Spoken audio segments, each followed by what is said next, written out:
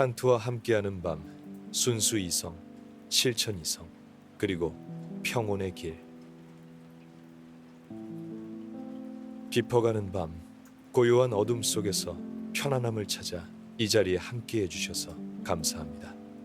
이 시간만큼은 세상의 모든 소음과 번잡함을 잠시 잊고 오직 당신의 내면에 집중하는 시간이 되기를 바랍니다. 오늘 밤 우리는 한 위대한 사상가의 지혜를 빌려 당신의 마음을 평온하게 채워줄 것입니다. 바로 18세기 독일의 철학자 임마누엘 칸트의 사상입니다. 그의 사유는 복잡해 보이지만 그 안에는 우리가 세상을 이해하고 옳고 그름을 분별하며 궁극적으로 평화로운 삶을 살아가는 데 필요한 깊은 통찰이 담겨 있습니다. 칸트의 차분하고 체계적인 사고는 당신의 생각을 정리하고 마음의 안정을 찾는 데 도움을 줄 것입니다.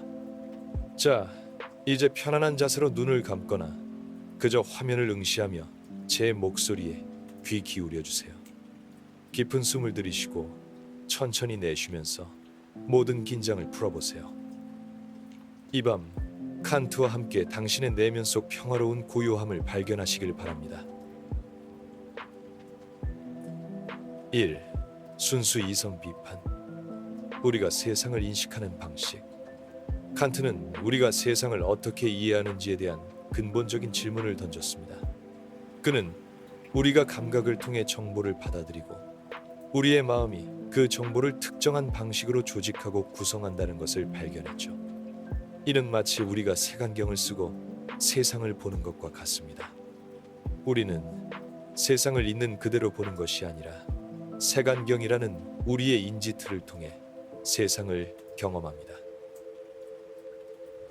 이것을 칸트는 선험적 형식이라고 불렀습니다.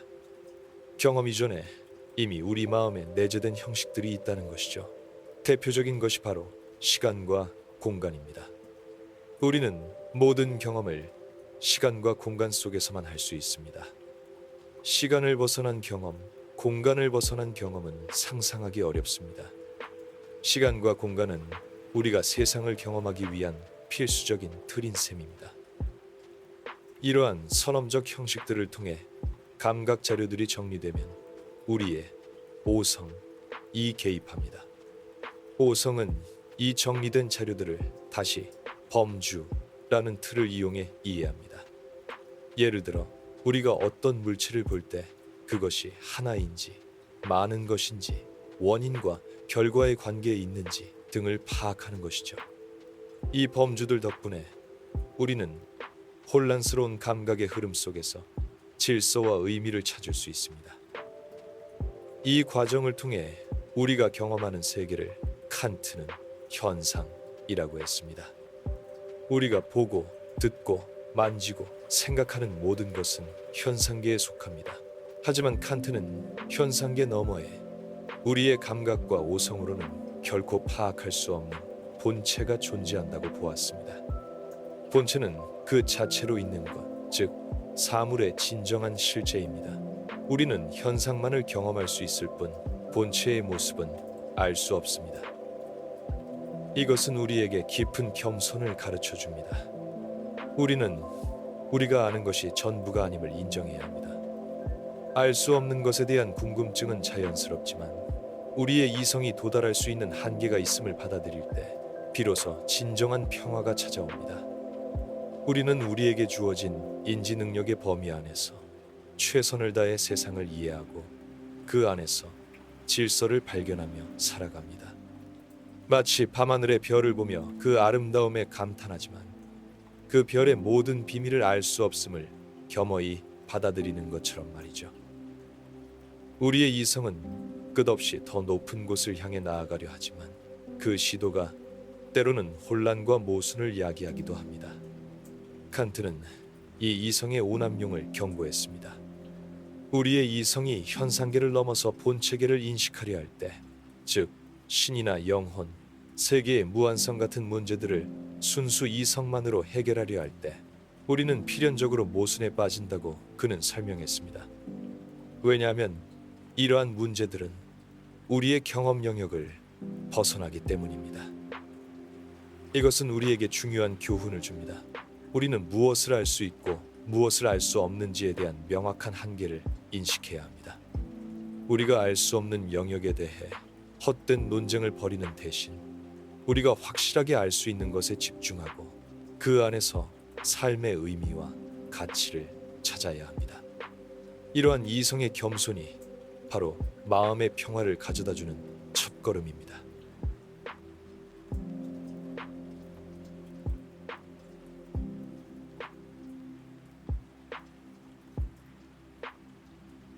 이 실천 이성 비판. 우리가 마땅히 해야 할 일. 우리가 세상을 어떻게 인식하는지 이해했다면 이제 우리는 어떻게 살아야 하는지에 대한 질문으로 나아가 볼 시간입니다. 칸트의 실천 이성 비판은 바로 이 우리가 무엇을 해야 하는가라는 도덕적 질문에 답합니다. 그는 우리가 옳고 그름을 판단하는 기준이 어디에 있는지 깊이 탐구했습니다. 칸트는 도덕적 행위의 가치가 그 결과에 있는 것이 아니라 그 행위를 하도록 이끄는 동기, 즉 이지에 있다고 보았습니다. 아무리 좋은 결과를 낳았다고 해도 그 행위가 순수한 의무감에서 비롯된 것이 아니라면 진정으로 도덕적이라 할 수 없다는 것이죠. 예를 들어 어떤 상인이 손님에게 정직하게 행동했지만 그것이 단지 자신의 가게 평판을 좋게 하기 위함이었다면 칸트의 관점에서 볼 때 진정한 도덕적 행위는 아닙니다. 진정한 도덕은 오직 의무 그 자체로부터 나옵니다. 그렇다면 이 의무는 어디에서 오는 것일까요? 칸트는 바로 우리의 이성에서 온다고 말합니다. 우리의 이성은 우리가 마땅히 따라야 할 보편적인 도덕 법칙을 스스로에게 명령할 수 있습니다. 이것이 바로 칸트 철학의 가장 유명한 개념 중 하나인 정언 명령입니다. 정언 명령에는 여러 가지 정식이 있지만 가장 핵심적인 것은 다음과 같습니다. 네 의지의 준칙이 언제나 동시에 보편적 입법의 원리가 되도록 행위하라.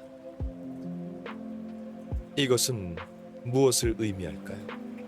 쉽게 말해 당신이 어떤 행동을 할 때 그 행동의 원칙, 준칙이 모든 사람에게 언제나 적용될 수 있는 보편적인 규칙이 될 수 있는지 스스로에게 물어보라는 것입니다. 예를 들어 당신이 거짓말을 하려 한다면 모든 사람이 필요할 때마다 거짓말을 해도 좋다는 원칙이 보편적인 법칙이 될 수 있을까요? 아마 아닐 겁니다. 모두가 거짓말을 한다면 신뢰는 무너지고 사회는 혼란스러워질 것입니다. 그러므로 거짓말은 보편적 법칙이 될 수 없기에 도덕적이지 않습니다. 또 다른 중요한 정언 명령은 다음과 같습니다. 너 자신과 다른 모든 사람의 인격을 언제나 동시에 목적으로 대하고 결코 단순한 수단으로 대하지 말라. 이것은 모든 인간은 그 자체로 존엄한 가치를 지니며 그 어떤 경우에도 다른 목적을 위한 도구나 수단으로 이용되어서는 안 된다는 뜻입니다. 다른 사람을 단지 나의 이익을 위한 도구로 생각하거나 나 자신을 어떤 목적을 위한 수단으로 전락시키는 것은 도덕적으로 옳지 않습니다. 우리 각자는 존중받아야 할 고유한 가치를 지닌 존재입니다. 이 생각은 타인을 대하는 우리의 태도에 깊은 울림을 줍니다. 누군가를 도구로 보지 않고 그 자체로 존중하는 마음은 우리에게 진정한 평온과 관계의 안정을 가져다 줍니다.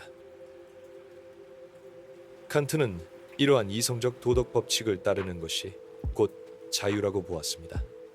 외부의 강압이나 욕망에 이끌려 행동하는 것이 아니라 스스로 부여한 도덕 법칙을 따르는 것, 그것이야말로 진정한 자율적이고 자유로운 삶이라는 것입니다. 우리의 내면에서 울려 퍼지는 도덕의 목소리에 귀 기울일 때 우리는 진정한 자신을 발견하고 외부의 혼란으로부터 자유로워질 수 있습니다.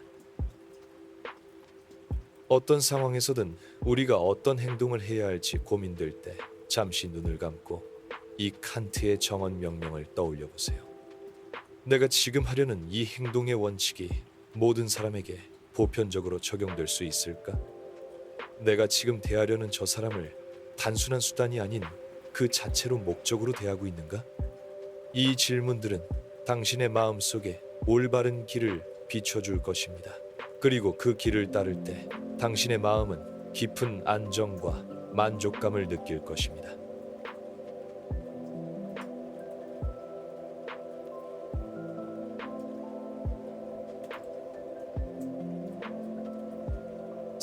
판단력 비판. 자연과 아름다움 속에서 찾은 조화. 칸트의 세 번째 위대한 비판서 판단력 비판. 우리의 이성이 자연의 아름다움과 목적을 어떻게 이해하는지에 대한 탐구입니다. 순수 이성이 우리가 무엇을 알 수 있는지, 실천 이성이 우리가 무엇을 해야 하는지를 다루었다면, 판단력 비판은 우리가 무엇을 희망할 수 있는가에 대한 간접적인 답을 제시합니다. 바로 아름다움과 숭고함을 통해서 말이죠. 우리는 아름다운 풍경을 보거나 아름다운 음악을 들을 때 깊은 감동을 느낍니다. 이 감동은 우리가 이성적으로 무언가를 판단하거나 도덕적 의무를 느끼는 것과는 다른 종류의 경험입니다. 칸트는 아름다움을 느낄 때 우리의 감각과 오성이 아무런 목적 없이 자유롭게 유희한다고 설명했습니다. 우리는 아름다운 대상을 보며 이것은 아름답다라고 말할 뿐 그것이 나에게 어떤 이익을 주는지, 어떤 도덕적 가치가 있는지를 따지지 않습니다. 이러한 무관심한 만족, 이 칸트가 말하는 아름다움의 핵심입니다. 우리는 아름다움을 통해 이 세계가 마치 우리의 인식 능력에 맞게 설계된 것처럼 느껴지는 조화로운 순간을 경험합니다. 자연의 질서와 아름다움 속에서 우리는 이성으로는 설명할 수 없는 깊은 평화와 만족감을 얻게 됩니다. 마치 잘 정돈된 정원을 거닐며 아무런 목적 없이 그저 그 아름다움을 느끼는 것처럼 말이죠. 아름다움 외에 칸트가 주목한 것은 숭고함입니다. 숭고함은 거대한 산맥, 끝없이 펼쳐진 밤하늘, 폭풍우 치는 바다와 같이 우리를 압도하는 대상 앞에서 느끼는 감정입니다. 이러한 거대함 앞에서 우리의 감각은 한계를 느끼고 압도당하지만 동시에 우리의 이성은 이 모든 것을 초월하는 더 큰 개념을 상상하며 자신의 위대함을 깨닫습니다. 숭고함은 우리에게 두려움과 매혹을 동시에 안겨줍니다. 우리의 나약함을 느끼게 하면서도 동시에 무한한 것을 상상할 수 있는 우리의 이성적 능력이 얼마나 위대한지 깨닫게 합니다. 이 경험은 우리의 마음속에 깊은 경외감과 함께 존재의 신비에 대한 차분한 성찰을 불러일으킵니다. 자연의 숭고함 앞에서 우리는 겸손해지면서도 동시에 우리 내면의 무한한 가능성을 느끼며 평화를 얻습니다. 아름다움과 숭고함에 대한 칸트의 철학은 우리가 세상을 더 깊이 이해하고 그 안에서 조화와 의미를 찾는 데 도움을 줍니다. 우리는 굳이 복잡한 이성적 논증을 통하지 않더라도 자연의 질서와 아름다움을 통해 이 세계가 어떤 목적을 향해 나아가고 있음을 직관적으로 느낄 수 있습니다. 이것은 우리가 희망을 가질 수 있는 근거가 되며 우리의 마음을 평온하게 채워줍니다. 밤하늘의 별들을 바라보며 혹은 고요한 숲속을 상상하며 이 세상의 아름다움과 숭고함 속에서 당신의 마음이 평화를 찾기를 바랍니다.